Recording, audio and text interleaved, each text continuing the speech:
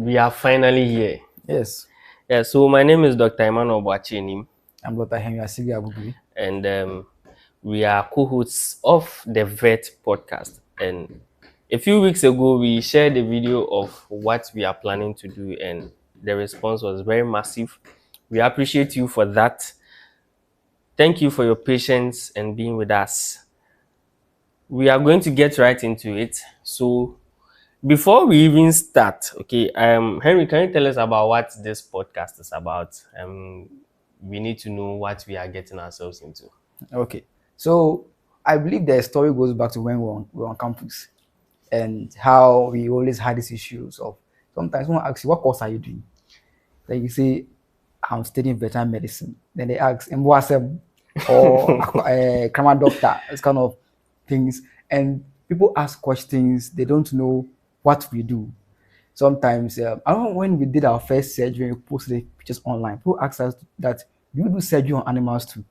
And so it always bothered us that people did not know, 21st century, people did not know what vets do or who vets are. And so down the line, I decided to come up with this podcast. And the purpose of this podcast is to redefine veterinary medicine in Ghana. Let people understand and know who vets are, what do vets do. We want to let people understand our role in society and what we offer to society as individuals and as a collective body. So basically, that's just what the vet podcast is about. So we are going to share with you stories, educational materials. We are going to educate you on the purpose of veterinarians in this country and let you see the roles of these unsung heroes. And at the end of the day, we believe that anyone that follows us throughout our episodes will begin to have a bigger and a broader view of who veterinarians are in Ghana. That's how I'll go. Oh, okay, that's a beautiful one. Um, I remember when I told my mom that I had a couple of schools and options, and I told them, oh, I'll be going to Legon to do veterinary medicine, and one of my siblings was like, that one too. So that one too. So it was at that point it was funny, but you start the program and people begin to see you and they are like, what is this guy What are you into? doing? And what are you doing? And for me, I have multiple interests, like multiple interests. I like to explore a lot of things. Like right now, as I'm sitting here, I just saw something and my mind just clicked to a design that I have to do. And I was like, well, they've said something. I did a couple of reading and I realized that drug trials, the initial phase of drug trials are usually done in animals. So why not venture into the space? And that research mindset kind of like influenced the whole path that I took. And despite all the things I heard about veterinary medicine, I realized that there's actually a path in that area for me. Okay. In as much as it is uncertain, considering how it is in Ghana. The way people look at it. And so I know there are a lot of things you might have heard. What are some of the things you heard when you were going into veterinary medicine? So for me, the usual thing, as I said in Chi, in Mwa doctor or Akoko doctor or Krama doctor, it's not said necessarily to be derogative, but it has an unintended form of mockery attached to it. Oh, yeah. And so when I remember I applied to 2 different schools, and then I had an admission. I think like at University of Energy and Natural Resources, I was offered an engineering program, and then I already paid half of the fees already for that program. So I was preparing to go for that program, and then I had vet medicine, and so my family actually weren't sure, but well, my dad is someone that allows you to make your choice. So he asked me that, am I sure there's prospect in where I'm going? And I don't know, but I had this confidence that I want to venture into it. Yes, my uncle is a vet technician, but not a vet doctor. But at least he also spoke up and said there's prospect there. I can still go into it. But looking at it, if I was listening to Ghanaians, what Ghanaians say about veterinary medicine and what people said, I don't believe I would have even taking that offer. I'll have left it to go for my engineering offer because it looked like engineering was a much better space to go to. At least you have job security, and so every parent wants job security for for their children. So I had to weigh between leaving an admission that I had already received, that I've already paid half of the fees, to now come to Legon to come and then study a program that I had no idea about. All I just knew, I read about it in this guide to higher Higher education education, yeah. prospectus for Yeah, universities. And funny that there was a part in their book that I think the guy had to change it. He said before you can qualify for to be a vet in Ghana or to study veterinary medicine, you should have a very good physique. And I look at myself at that time. You know, now I look big. One moment to the oh yeah, I Charlie, mean, those where pictures, clothes. yeah. I was a small fry. So I wonder. So when I read it and then I saw pictures and I saw people really around a bull and they had put down a bull. I was like, hey, can I restrain a bull? And so I felt like I was qualified by my physique until I searched online. I realized no, Charlie, it's not about your strength. And when I came to the vet school, I understood that we have methods and we have ways. You don't have to be strong to be commando to be a vet. So I think that these are the something that I actually faced. A vet is a hero, true or true? Five Okay, marks. 5 marks, yeah. So, I mean, this is just a backdrop. Now, there are a lot of things maybe you may have heard about veterinary medicine. And so, the goal of this episode is to kind of like tell the story right. So, this episode is about telling the story right. Okay. And we want to emphasize the importance of veterinary medicine and veterinarians in Ghana. If we are to redefine it, what will be the definition you give to veterinary medicine? I think I'll prefer to give a description Yes, exactly. than a definition because that will make sure that I might end up giving complex terms. Okay. So to describe what veterinary medicine is, I'll put it this way. So veterinary medicine has to do with a branch of science, let's say an area of study. And no, science is just the inquisition for knowledge. So it's actually a field of science where people have dedicated their lives to actually investigate diseases in animals and in human beings. What a shocker. People think that I've ended with animals, but we investigate diseases in human beings and animals, and our work is to prevent diseases in animals and also in human beings. And the work of veterinarian is not only in the area of just disease prevention, but it's also in the area of disease management.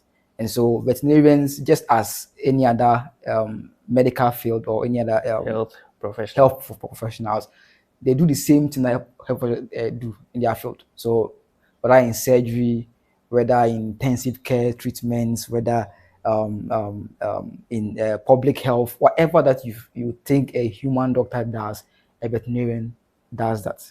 And that's just, let me say, a simple way of putting it.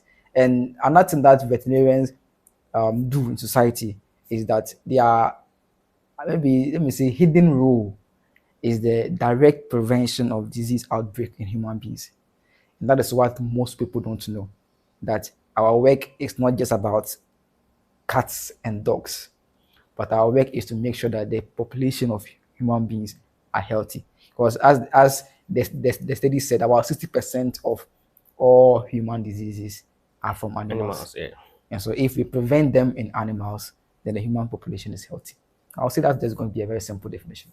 Okay, wow, that's very comprehensive. I mean, we've talked about, I think we mentioned some of the misconceptions about veterinary medicine, but I mean, let's hammer them again. So, veterinary medicine is not about moi alone. I remember when we started anatomy in level 200 and Dr. Kavoy in Kenya, shout out to Dr. Kavoy, put his anatomy lecture, and he had, so when he took us through the introductory parts, I mean, the rotations, the dimensions, how to describe anatomical features and all. And then we started with osteology, study of bones. And all of a sudden, this guy pulls the human skeleton. And I was like, what is this guy trying to do? I mean, we are doing veterinary medicine.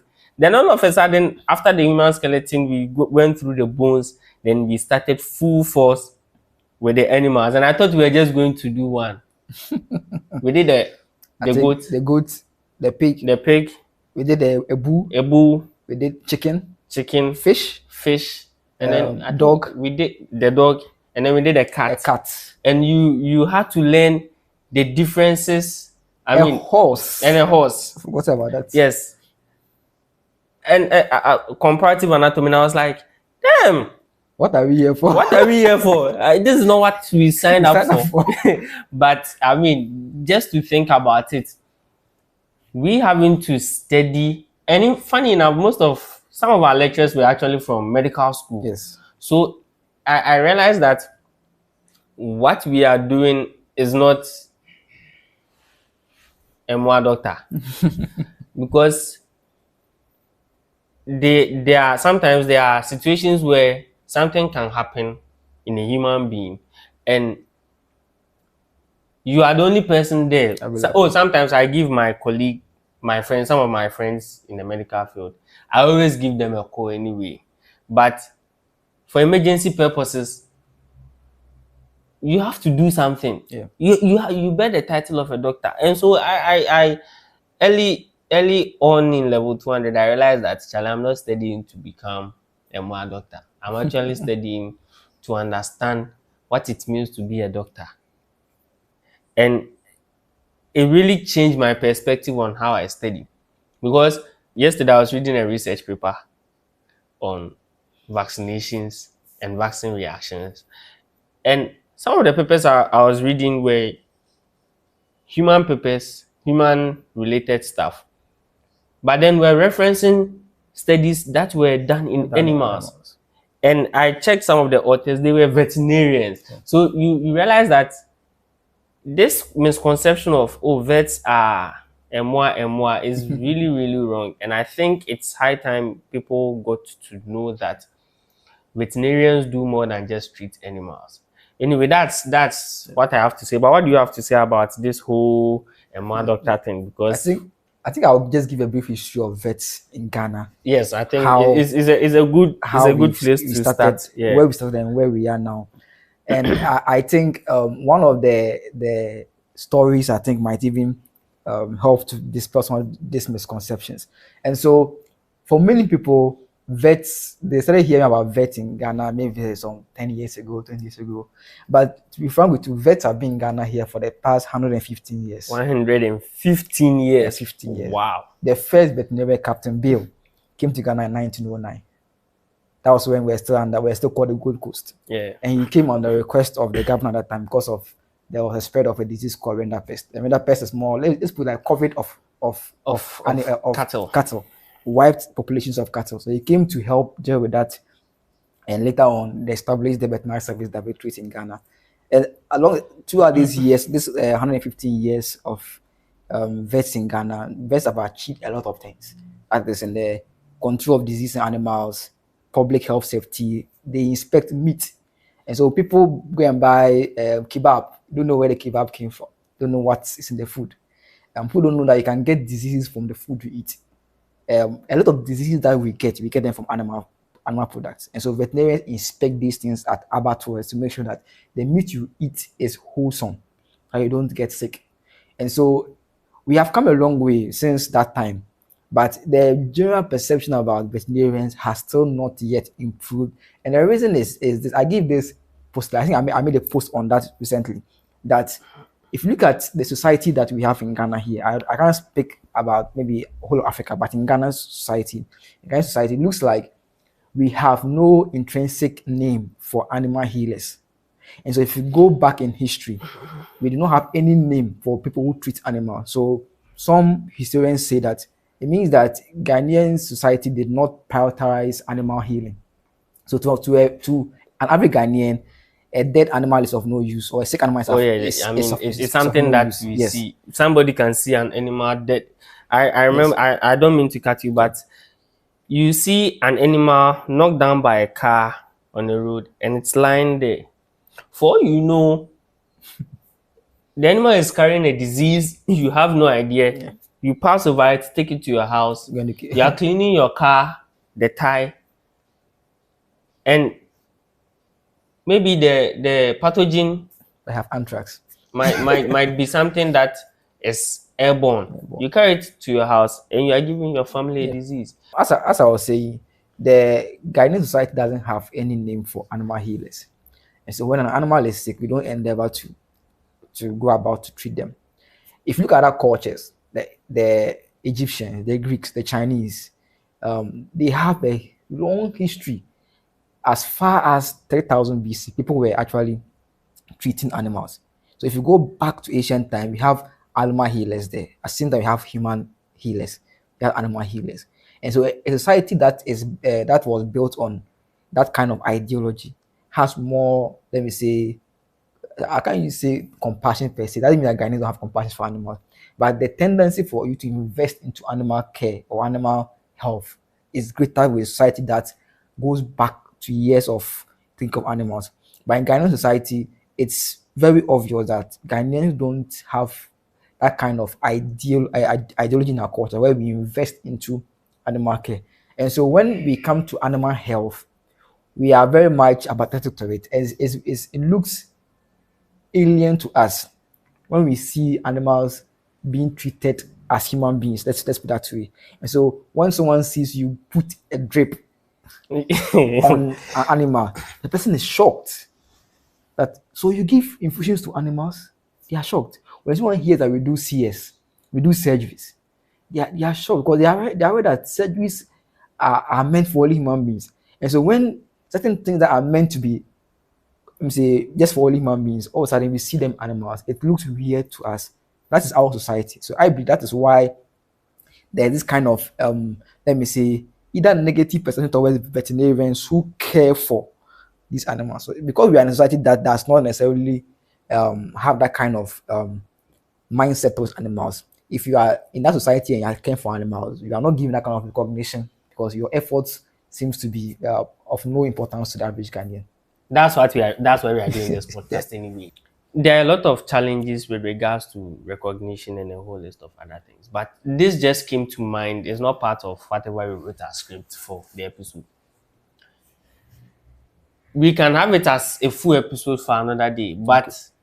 talking about animal care, I read this report that if care is not taken, considering our galamsey situation and a whole list of other things, there's a possibility of we having a food crisis. Yeah.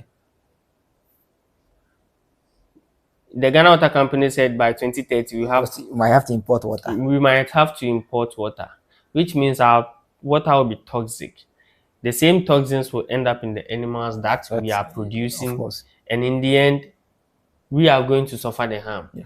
And so I think it's high time we changed our perspective about the roles that vets play in this. But anyway, we'll talk about I it in think another just episode. even in that regard, you see, when we the ICT at primary school, something called garbage in, garbage Garbage out. out, The yeah. average Ghanaian thinks that you can just give anything to your animal. So you give the animal dirty water, food that is decaying, and say, oh, wait there, boy.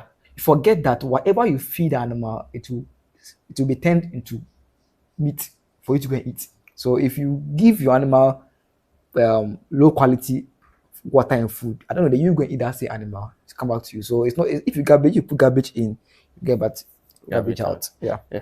And for me, there are a lot of opportunities with regards to veterinary medicine. For those who may be watching us who want to venture into the field of veterinary medicine, please do, because we need a lot of people and a lot of people to help us not just propagate the message and raise awareness, but also do the actual work. Okay. So you talked about people caring for animals. Now, not to say that you said, but somebody might imply that you were saying Ghanaians don't care. Okay. So there's this man who had his dog sick, and he called somebody to come and take care of the dog in the house. He did that for about 3 months, and the dog wasn't recovering. And so he brought the dog to our office, Okay. and we examined the dog. Fortunately, he told us the truth about the dog's condition. when it actually started, what they had done, the drugs they had given. And then in our conversation, when I told the owner the condition of the dog, okay, what was actually wrong with the dog, I kind of mentioned the transmission and the zoonotic potential. The disease. Zoonosis simply means diseases that animals can pass to human beings.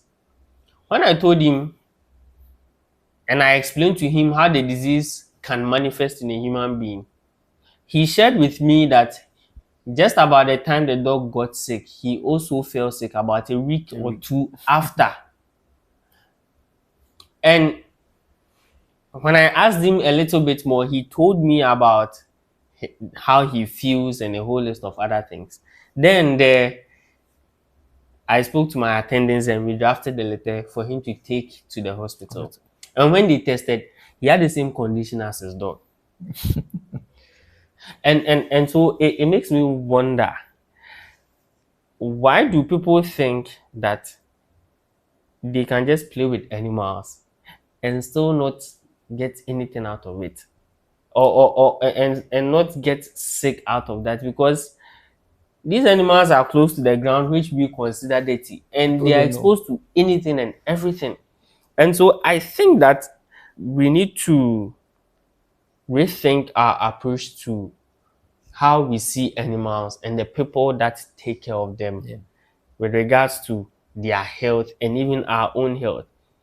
Peradventure, if I was just interested in treating his dog, I would have just treated the dog and made him go. I wouldn't even ask any questions. But after asking very good questions and he being sincere about it, he also got treated. And this brings me to the point that in as much as they are animals, they can't talk, we, their lawyers, humans, need to be truthful. Because diseases, as we know it today, like you mentioned earlier, from animals to humans, is on the increase. Over the past few years, we've had a lot of things about re-emerging zoonosis, Diagnosis. diseases that used not to be are now coming up Coming back. again. And it is important we looked at this thing about diseases in animals from the point of view that, see, if we care for the animals, we're also caring for ourselves. And I think it will help us put a lot more respect. You don't even have to, I think it doesn't even have to get to the point where you need to see the value, because a human being is a human being. Yeah. And for somebody to have gone to school to study something, at least the person deserves some respect. Yeah. All I'm trying to say is we as Ghanaians need to value the professionals we have, not necessarily because of the titles they carry, but because of Their contribution their to society. contribution to society. And veterinarians are some of these people. What are your final thoughts with regards to this whole veterinary medicine in Ghana and we trying to tell the story well this time around?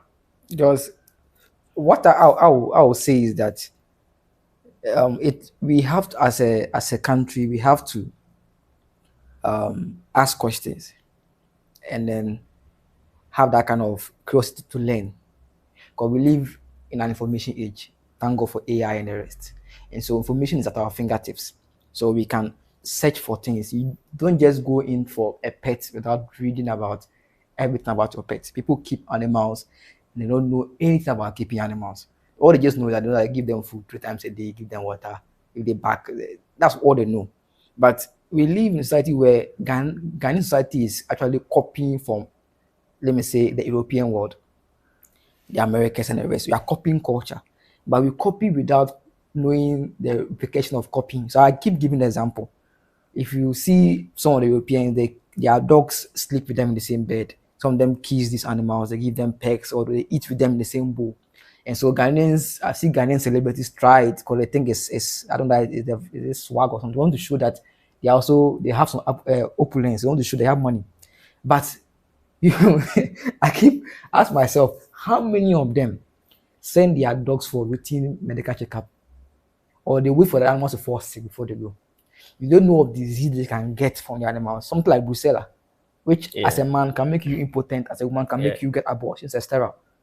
But people don't know they can get this Which from when you your get dogs. which when you go to the hospital, they will treat it as As recurring malaria. so okay, but even treat as this disease, is it yellow fever? Not yellow. It's another disease. Or I've forgotten the name, but it's very similar to malaria. So Yeah. sometimes they might not know if you don't give them a full history History.